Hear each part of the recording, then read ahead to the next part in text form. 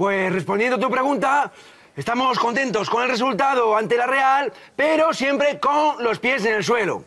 Porque aún nos quedan 2 partidos y en ese sentido...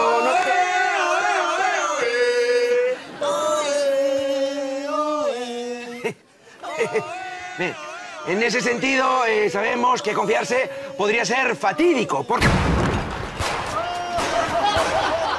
¡Toma, traca! ¡Ahora vamos a encender los cohetes!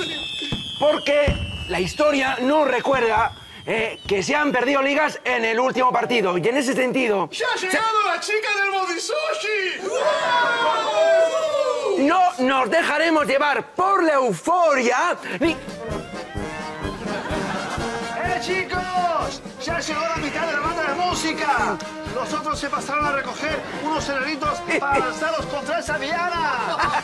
Ni nos distraeremos de nuestro cometido. ¿De qué genio fue la idea del elefante? ¡Me cago en la leche! Pero, ¿se puede saber qué cojones estáis...?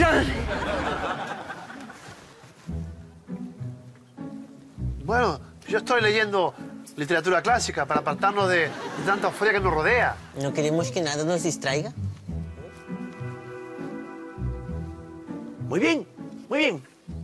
Bueno, chicos, así me gusta.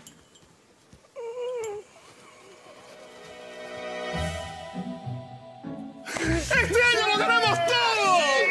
¡Jugando de lujo! Aún no me explico cómo Messi marcó ese golazo ante el Bayern. Bueno, si queréis os lo cuento todo, pero tampoco tiene tanto mérito, porque cuando eres el mejor de la historia, casi salís solo.